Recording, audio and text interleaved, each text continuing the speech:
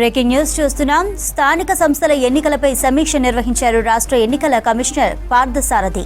గ్రామాల్లో వార్డుల వారీగా ఓటర్ లిస్టుల తయారీ, ప్రచురణపై షెడ్యూల్ రిలీజ్ చేశారు. సెప్టెంబర్ 6న డ్రాఫ్ట్ ఓటర్ లిస్టులను వార్డులు, గ్రామ పంచాయతీల వారీగా ప్రచురించనున్నారు. సెప్టెంబర్ 29న ఓటర్ల ఫైనల్ లిస్టు ప్రకటించనుంది రాష్ట్ర ఎన్నికల సంఘం. ఇదేశపై మరింత సమాచారాన్ని సత్యం లైవ్ ద్వారా అందిస్తారు. సత్యం, లోకల్ బాడీ ఎన్నికలకు వార్డుల వారీగా ఓటర్ లిస్టు రెడీ అయినట్లు తెలుస్తోంది. మరి దీనికి సంబంధించిన డీటెయిల్స్ ఏంటి? రాష్ట్ర ఎన్నికల కమిషన్ ఈరోజు గ్రామ పంచాయతీ ఎన్నికల సమీక్ష సమావేశం నిర్వహించింది. అయితే ఈరోజే గ్రామ పంచాయతీ ఎన్నికల సంబంధించిన ఓటర్ లిస్ట్ షెడ్యూల్ విడుదల చేసింది.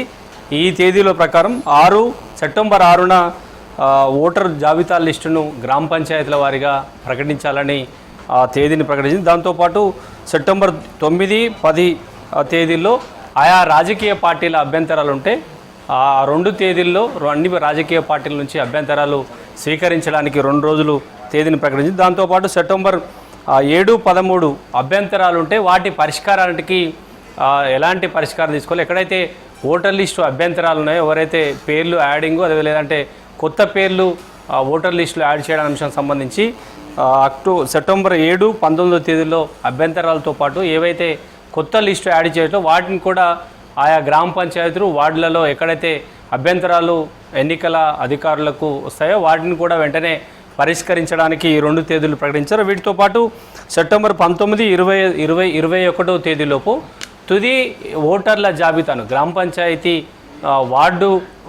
వార్డుల వారీగా తుది జాబితాను సెప్టెంబర్ 19, 21 తేదీల్లో అన్ని తెలంగాణ రాష్ట్రంలోని అన్ని గ్రామ పంచాయతీ వార్డులలో కూడా ఓటర్ లిస్టును తుది జాబితాను ప్రకటించడానికి రాష్ట్ర ఎన్నికల కమిషన్ ఈరోజు సమీక్ష నిర్వహించింది. ఇక సెప్టెంబర్ 29వ తేదీన మొత్తం రాష్ట్ర వ్యాప్తంగా కొత్త ఓటర్ లిస్టులకు సంబంధించి వార్డుల వారీగా ఎన్ని ఓట్లు ఉన్నాయనే అంశం సంబంధించిన పూర్తి జాబితాను ఆ రోజు రాష్ట్ర ఎన్నికల కమిషన్ మీడియా సమావేశం ద్వారా ప్రకటించడానికి తేదీలు ప్రకటించింది. ఇక దీని ద్వారా రాష్ట్ర ఎన్నికల కమిషన్ ఎప్పుడు రాష్ట్ర ప్రభుత్వం గ్రామ పంచాయతీ ఎన్నికలు నిర్వహించాలంటే అప్పుడు ఎన్నికల నిర్వహించడానికి సిద్ధంగా ఉండడానికి రాష్ట్ర ఎన్నికల కమిషన్ ప్రిపరేషన్ ప్రారంభించింది. ఇక ఇప్పటికే రాష్ట్ర ప్రభుత్వం ఎన్నికలను త్వరగా గ్రామ పంచాయతీ ఎన్నికలు నిర్వహించాలని కసరత్తు చేస్తుంది. ముఖ్యమంత్రి రేవంత్ రెడ్డి ఎంత తొందరగా వీలైతే అంత తొందరగా గ్రామ పంచాయతీలు అదేవిధంగా జెడ్పీటీసీ, ఎంపీటీసీ ఎలక్షన్స్ నిర్వహించాలని రాష్ట్ర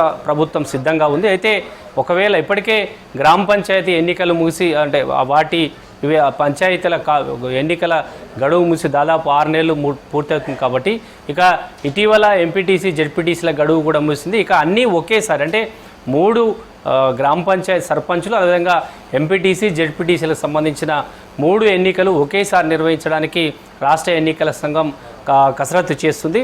వీటితో పాటు అయితే బీసీ రిజర్వేషన్ సంబంధించిన ఇప్పటికే ఎన్నికల ముందు అసెంబ్లీ ఎన్నికల ముందు కాంగ్రెస్ పార్టీ బీసీ రిజర్వేషన్ సంబంధించిన ఇప్పటికే వాటి ఓటర్ లిస్టు లేదంటే జనగణన చేస్తామని హామీ ఇచ్చిన నేపథ్యంలో బీసీ సంఘాలను కూడా జనగణన తర్వాతనే గ్రామ పంచాయతీ ఎన్నికలు నిర్వహించాలని డిమాండ్ చేస్తున్నాయి. అయితే రాష్ట్ర ప్రభుత్వం జనగణన తర్వాత నిర్వహించాలా లేదా మధ్య మార్గంగా బీసీలకు కోటా పెంచాలనే ఒక ఆలోచనలో రాష్ట్ర ప్రభుత్వం కాంగ్రెస్ పార్టీ ఉన్నట్టుగా తెలుస్తుంది. పార్టీల వారీగా బీసీల కోటా పెంచగలిగితే ఈసారి స్థానిక సంస్థల ఎన్నికల్లో ఈసారి త్వరగా నిర్వహించడానికి ఒకవైపు రాష్ట్ర ప్రభుత్వం కసరత్తు చేసినట్టుగా తెలుస్తుంది.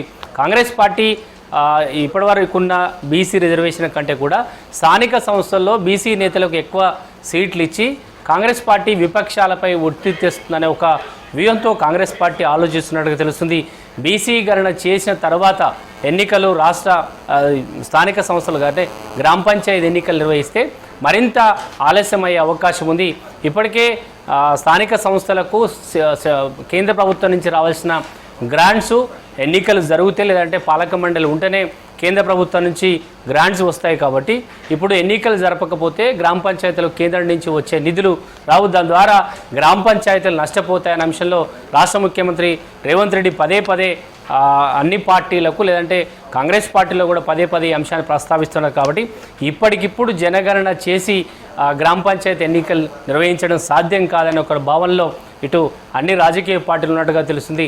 అన్ని రాజకీయ పార్టీల అభిప్రాయం తీసుకుని విధంగా బీసీ సంఘాల అభిప్రాయంతో మధ్య మార్గంగా త్వరగా గ్రామ పంచాయతీలకు ఎన్నికలు నిర్వహించడానికి రాష్ట్ర ప్రభుత్వం ఆలోచిస్తుంది. ఇక ప్రభుత్వం ఎప్పుడు ఎన్నికలు నిర్వహిస్తే అప్పుడు ఎన్నికలు నిర్వహించడానికి రాష్ట్ర ఎన్నికల కమిషన్ సిద్ధమవుతుంది.